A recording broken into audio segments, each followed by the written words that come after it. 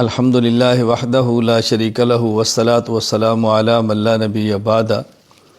قرآن کریم سورۃ الفاتحہ اور 30 پاروں کا نام ہے۔ سورۃ الفاتحہ فتح سے ہے، قرآن کریم کو کھولا جا رہا ہے، قرآن کریم کا آغاز کیا جا رہا ہے، اس لیے سورت کا نام سورۃ الفاتحہ ہے۔ اور اس سورت کا ایک معروف نام سورت ام الکتاب، ام القرآن ہے، یعنی قرآن کریم کا خلاصہ۔ قرآن کریم میں اللہ رب العزت نے 6 مضامین کو تفصیل کے ساتھ بیان فرمایا ہے۔ نمبر 1 توحید، نمبر 2 رسالت، نمبر 3 قیامت، نمبر 4 احکام، نمبر 5 ماننے والے، نمبر 6 نہ ماننے والے۔ اور ان 6 کا خلاصہ سورۃ الفاتحہ میں اللہ رب العزت نے بیان فرما دیا ہے۔ الحمدللہ رب العالمین الرحمن الرحیم، اس میں توحید کو بیان فرمایا۔ مالک یوم الدین، اس میں قیامت کو بیان فرمایا۔ ایاک نعبد و ایاک نستعین، اس میں احکام کو بیان فرمایا۔ صراط الذین انعمت علیہم، اس میں رسالت کو بیان فرمایا اور ماننے والوں کو بیان فرمایا۔ غیر المغضوب علیہم ولا الضالین، اور اس میں نہ ماننے والوں کو بیان فرمایا۔ ماننے والوں کے لیے ایک ہی قسم کا لفظ لایا گیا، الذین انعمت علیہم، یہ اعتماد کرتے ہیں اور مانتے ہیں۔ اور نہ ماننے والوں کے لیے 2 لفظ لائے، نمبر 1 مغضوب، نمبر 2 ضال۔ جو شخص ضد کی وجہ سے نہ مانے وہ مغضوب کے اندر شامل ہے، اور جو لا علمی کی وجہ سے نہ مانے وہ ضال کے اندر شامل ہے۔ تو دونوں قسم کا اللہ رب العزت نے ذکر فرما دیا۔ سورۃ البقرہ، بقرہ کو عربی زبان میں گائے کو بقرہ کہتے ہیں، تو اس میں چونکہ گائے کا واقعہ ہے، قصہ ذکر کیا، اس لیے سورت کا نام سورۃ البقرہ ہے۔ اس میں سب سے پہلے حروف مقطعات ہیں، الف لام میم۔ مقطعات، یہ مقطع کی جمع ہے، اور یہ قطعون سے، جس کا معنی کاٹنا، کیونکہ ان میں سے ہر حرف کو کاٹ کے الگ الگ پڑھا جاتا ہے، الف لام میم، اس لیے ان کو حروف مقطعات کہتے ہیں۔ قرآن کریم کا پہلا پارہ جس کا آغاز الف لام میم سے کیا جا رہا ہے، اس کا معنی اللہ کی ذات کے علاوہ کوئی نہیں جانتا۔ اس کی بنیادی حکمت ایک تو قرآن کریم کی فصاحت کو بیان کرنا ہے، بلاغت کو۔ عربوں کو چیلنج کیا جا رہا ہے۔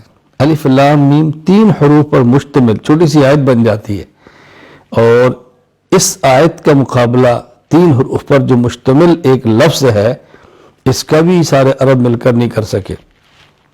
پھر ان کا معنی چونکہ دنیا میں جانتا ہی کوئی نہیں، تو یہ سمجھانا مقصود ہے قرآن کریم اسی شخص پہ کھل سکتا ہے جو سب سے پہلے اپنی عاجزی، اللہ کی طاقت، قدرت، اللہ کے علم کا اعتراف کرتا ہے۔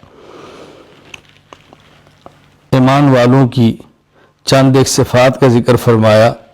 نمبر 1 وہ غیب پر ایمان لاتے ہیں، یعنی جو چیزیں نہیں دیکھ سکتے اس کو بھی مانتے ہیں، دنیا کی آنکھ میں، دنیا میں نہیں دیکھ سکتے وہ بھی مانتے ہیں۔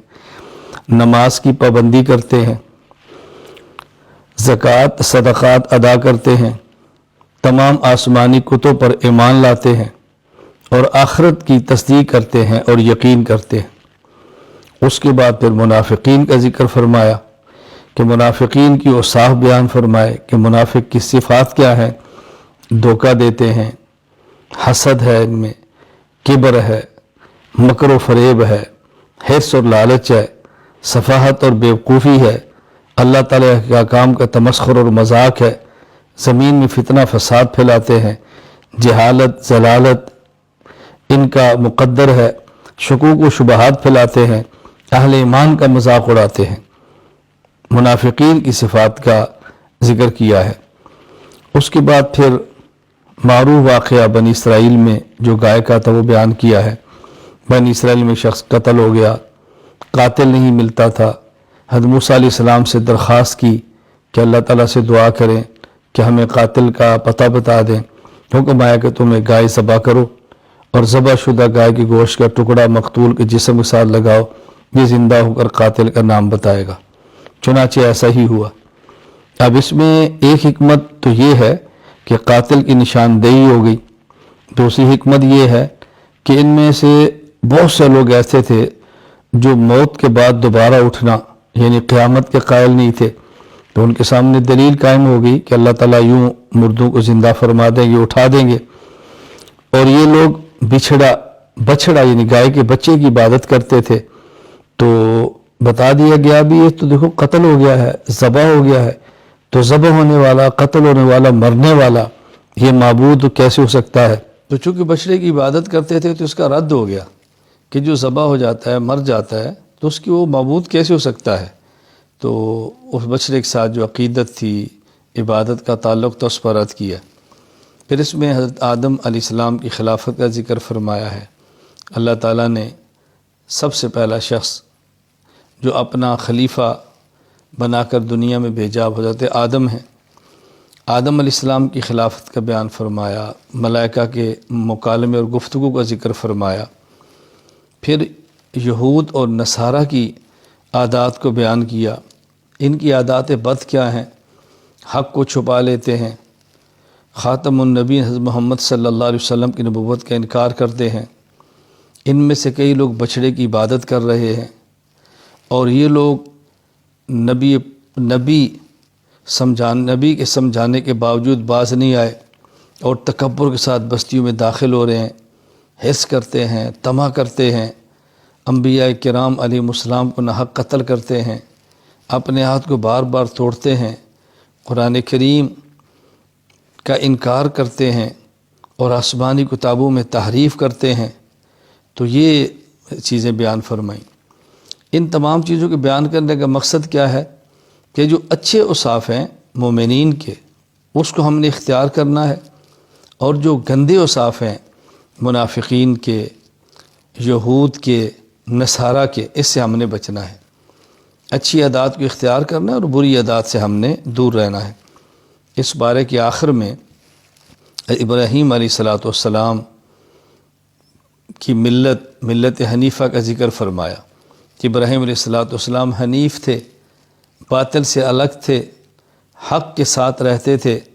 تو ہمیں بھی چاہیے کہ ملت ابراہیمیہ کا خیال کریں، اتباع کریں، یعنی باطل سے الگ رہیں، حق کے ساتھ جڑے رہیں۔ اور اس کا معیار کیا ہے؟ فَإِنْ آمَنُوا بِمِثْلِ مَا آمَنْتُمْ بِهِ فَقَدِ اهْتَدَوْا۔